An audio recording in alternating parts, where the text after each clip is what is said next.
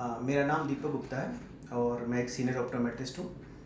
मैंने कई बार YouTube पे देखता हूँ कि लोग कंप्यूटराइज्ड आई टेस्टिंग के बारे में जानना चाहते हैं या उसके बहुत सारे वीडियो देखते हैं। तो इससे रिलेटेड मैं हिंदी में एक छोटा सा वीडियो बना के डाल रहा हूँ। तो आप लोगों को मैं बता दूँ कंप्यूटराइज्ड आई टेस्टिंग क्या होती है।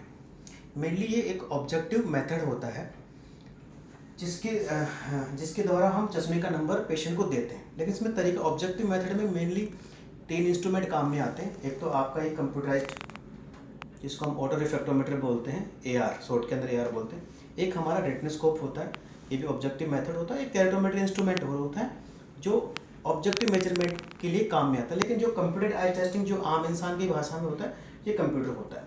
इसमें भी अलग अलग मॉडल अलग अलग कंपनियों के होते हैं। ठीक है, तो आज हम आपको कंप्यूटर आई टेस्टिंग के बारे में बताएंगे। सबसे पहले इसके अंदर ये होता है कंप्यूटर आई टेस्टिंग में कि हमने अपना मशीन को ऑन कर दिया। यहाँ पे डिस्प्ले आएगा।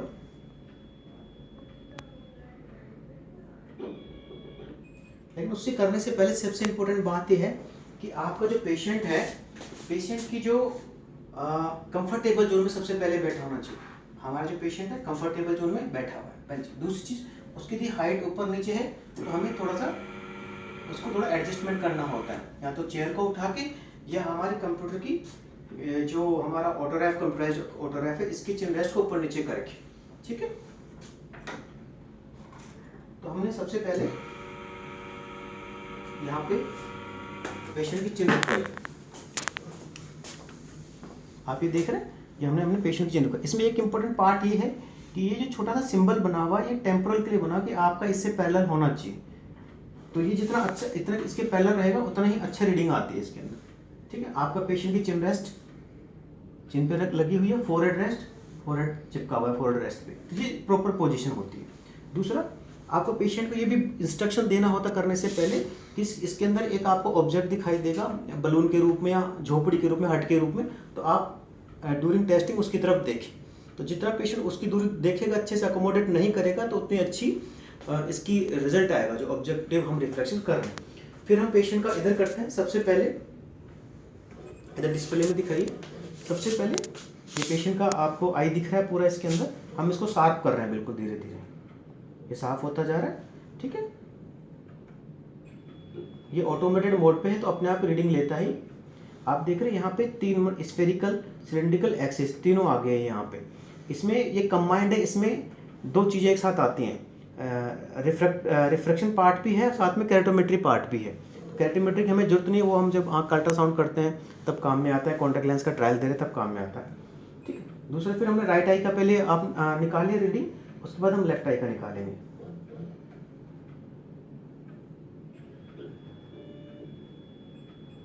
अंदर देखते रहिए बलून के अंदर। ठीक है, ये रीडिंग निकालने के बाद में आप इसका प्रिंट आउट ले सकते हैं। प्लीज हटा लीजिए। ये आपका प्रिंट आउट आ गया, इसके अंदर आपका ये ऑब्जेक्टिव आ गया।